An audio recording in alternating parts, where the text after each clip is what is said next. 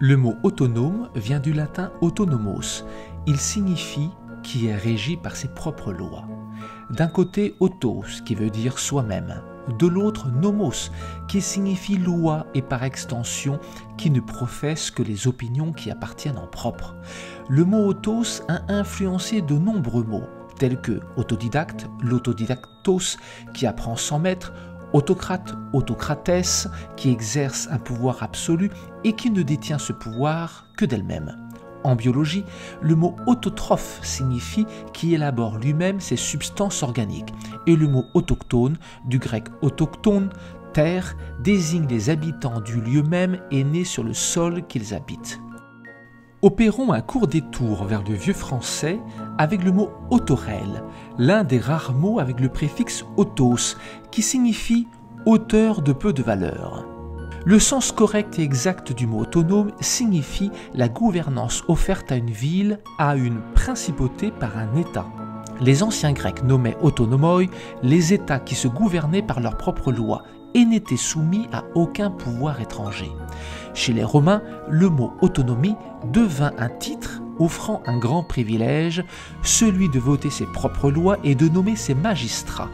Cette haute distinction était telle que les villes qui en jouissaient en faisaient mention sur leurs pièces de monnaie, telle la ville d'Halicarnasse, Halicarnakeion, autonomon.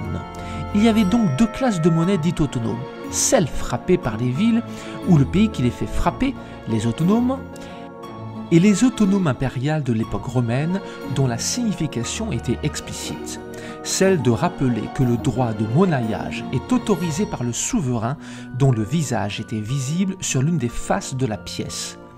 Avec le temps, le mot autonomie a désigné la faculté laissée aux pays conquis par l'État conquérant. Chacun y trouvant son compte, d'un côté l'amour-propre des vaincus, de l'autre la paresse politique des vainqueurs.